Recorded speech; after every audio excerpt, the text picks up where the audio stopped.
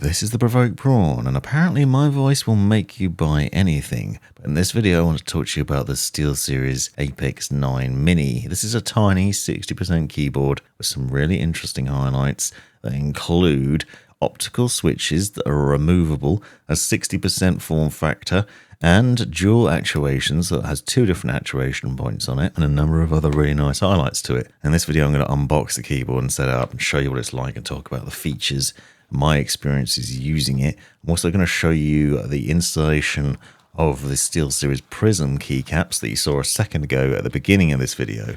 Now this is a really interesting keyboard because it has optical switches as standard, and those switches are Optipoint optical switches which have two different actuation points, and I'll talk a bit more about that later on. But they're also obviously designed to give you fast response at just 0.2 milliseconds with zero debounce problems because they use a light beam for that actuation. But they're unusual because they're removable for a start. Optical switches usually aren't removable, so you can swap them out, and there are different versions available, so you can get tactile, linear and clicky switches directly from SteelSeries and customize the keyboard. On the underside you'll notice that there's a keycap puller as well, so obviously you can tug those keycaps off and swap them out as you want to, and so you've got some customization, and you can see I did that with the Prism keycaps, but you could use your own.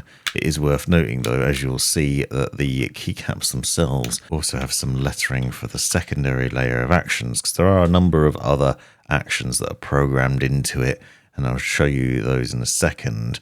Essentially what you've got is a compact keyboard that still has the promise of lots of other things programmed into it, so there are a lot of other keys that you can still access and program within the SteelSeries GG software. Now this is a fairly understated keyboard when you get it out of the box, but it has some hidden highlights because optical switches are fairly unusual, swappable optical switches are even more so, and then obviously the bonus of the meta layer. So when you press the SteelSeries button on the right hand side, you'll see that you can then press C and V to adjust the RGB lighting, and you can see some of what that RGB lighting looks there, and then you can press another button to switch between the various modes. What you'll notice is that some of those keys remain lit up, and that's because that's the meta layer, so they're the extra layer of button presses that include things like media playback buttons, and then adjustment for the RGB lighting, print screen, function row, and other things like that.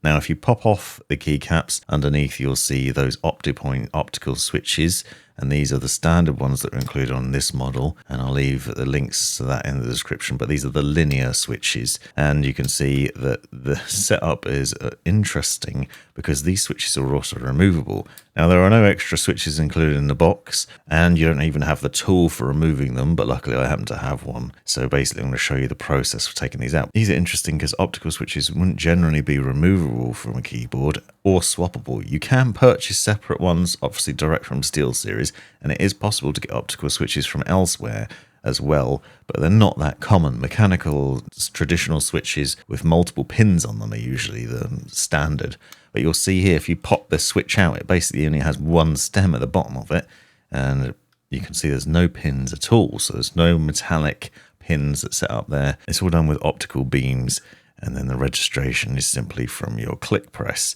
Now these are the linear switches. Obviously if you want a different feel, you can purchase different ones from SteelSeries.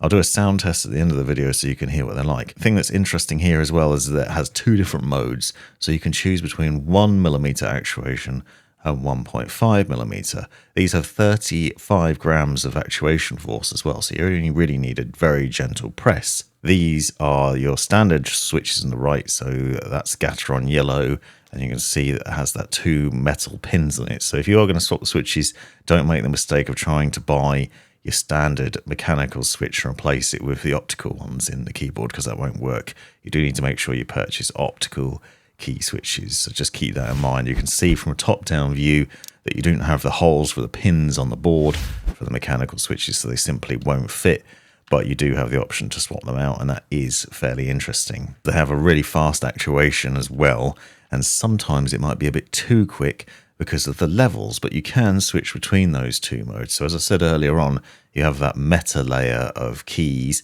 and you'll see essentially that when you press that SteelSeries GG key, you can switch various things. One of those is to change between actuation modes. So for example, if you press the SteelSeries key and then press I, you can activate typing mode, and O will activate gaming mode. Gaming mode gives you that faster actuation level, so it'll activate quicker. But what I have found is that if you have it in that mode by accident, when doing everyday typing, you'll find that you're activating those keys a bit too quickly. You can see from various angles the different layer of keys that you have set up here, but you can also put in extra ones. So where there aren't levels already programmed in SteelSeries GG software, you can put in your own actions. You just need to remember what they are, so you can customize it in a lot of different ways. Now, you've seen some of that RGB lighting as standard, and the standard PBT double shot keycaps do have some nice light bleed from them, and the etching on the lettering is pretty good too. You can see that they've got a sort of semi-rough finish to them,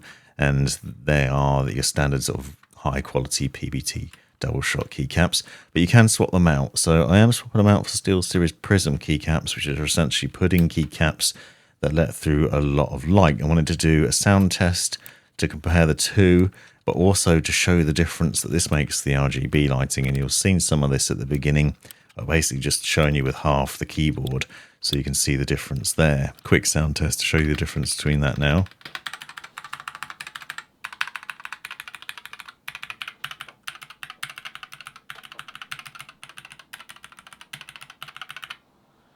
And then I'll leave a proper longer key sound test at the end of the video, so stick around for that. But you can see here the difference that makes.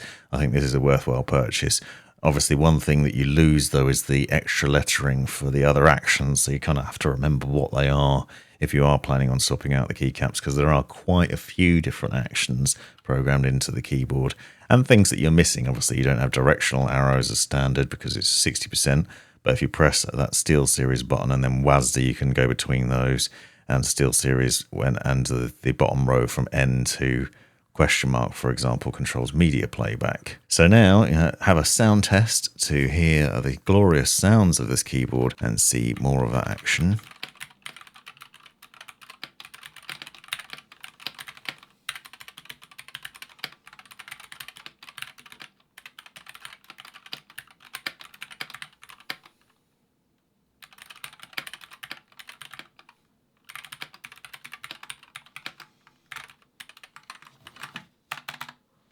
The other thing that I thought would be worth showing quickly is a comparison with the Corsair K70 Pro Mini Wireless. This thing has Cherry MX RGB red switches, so you can hear the difference between these two keyboards to show you what that's like.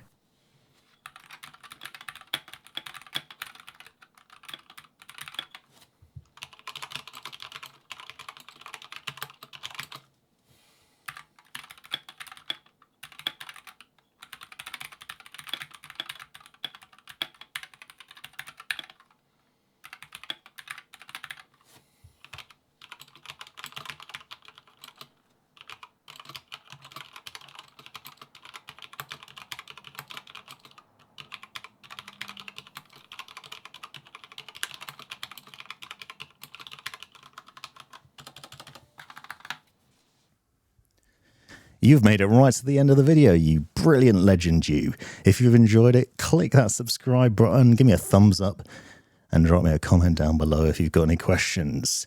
If you really enjoyed it, consider joining the channel and see the benefits of doing so. Check out these other videos, you might well find them interesting or useful, and most importantly, have a great life.